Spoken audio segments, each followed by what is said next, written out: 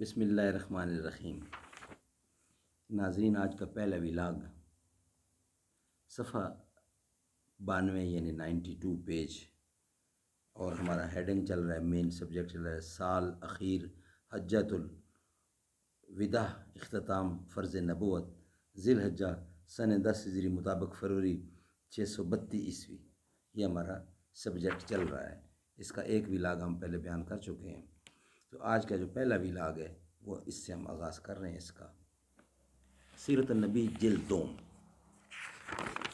اردو زبان میں سرور عالم صلی اللہ علیہ وآلہ وسلم کی سیرت پر جامع ترین کتاب سیرت النبی صلی اللہ علیہ وآلہ وسلم، علامہ شبلی نعمانی رحمۃ اللہ علیہ، علامہ سید سلیمان ندوی رحمۃ اللہ علیہ، یہ رائٹر ہیں اس کتاب کے۔ بسم اللہ الرحمن الرحیم، الحمد للہ رب العالمین، والصلاة والسلام علی رسولہ محمد وعلی آلہ واصحابہ اجمعین۔ میرے سینے کی دھڑکن ہے، میری آنکھوں کے تارے ہیں، سہارا بے سہاروں کا نبی کے وہ دلارے ہیں۔ ویلاگ نمبر 1، صفحہ نمبر 92 پیج۔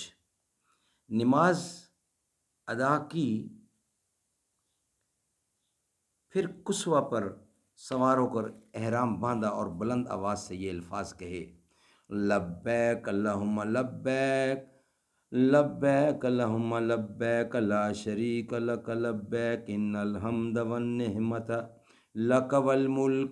اے خدا، ہم تیرے سامنے حاضر ہیں، اے خدا تیرا کوئی شریک نہیں، ہم حاضر ہیں، تعریف اور نعمت سب تیری ہی ہے، اور سلطنت میں کوئی تیرا شریک نہیں۔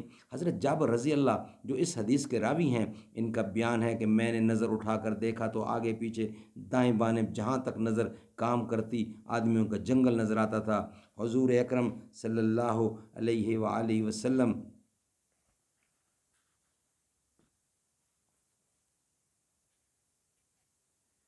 غسل کا ذکر طبقات اہل سعد کا ذکر حجۃ الوداع میں ہے۔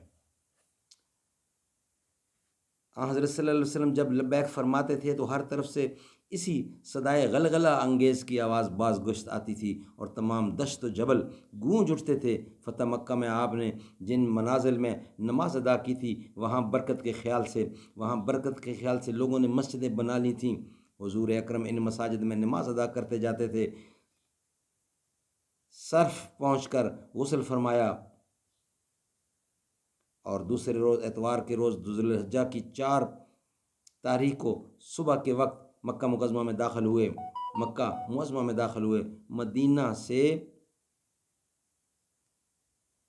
لے کر مکہ تک کا یہ سفر 9 دن میں طے ہوا۔ خاندان ہاشم کے لڑکوں نے آمد کی خبر سنی تو خوشی سے باہر نکل آئے۔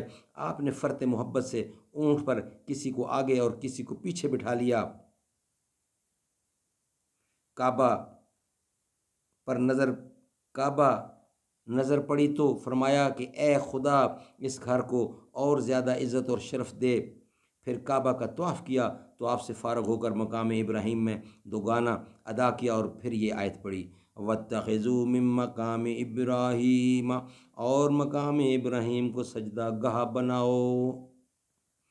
صفا پر پہنچے تو یہ آیت پڑھی: ان الصفا والمروۃ من شعائر اللہ، صفا اور مروہ خدا کی نشانیاں ہیں۔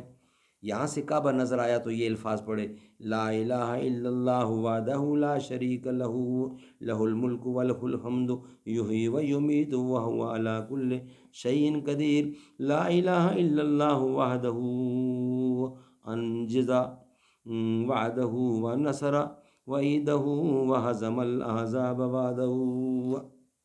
خدا کے سوا کوئی خدا نہیں، اس کا کوئی شریک نہیں ہے، اس کے لیے سلطنت اور ملک اور حمد ہے، وہ مارتا اور جلاتا ہے اور وہ تمام چیزوں پر قادر ہے۔ کوئی خدا نہیں مگر وہ اکیلا خدا، اس نے اپنا وعدہ پورا کیا اور اپنے بندہ کی مدد کی اور اکیلے تمام قبائل کو شکست دی۔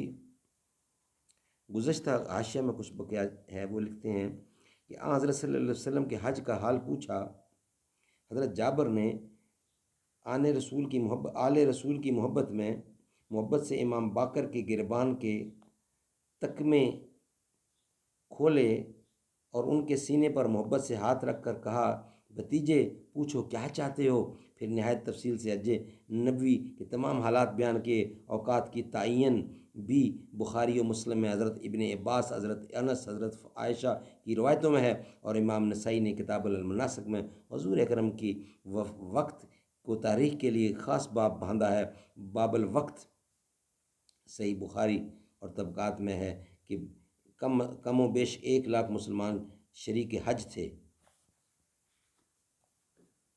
ناظرین انشاءاللہ اس کا بقیہ حصہ نیکسٹ ویلاگ میں پیش کیا جائے گا۔ السلام علیکم۔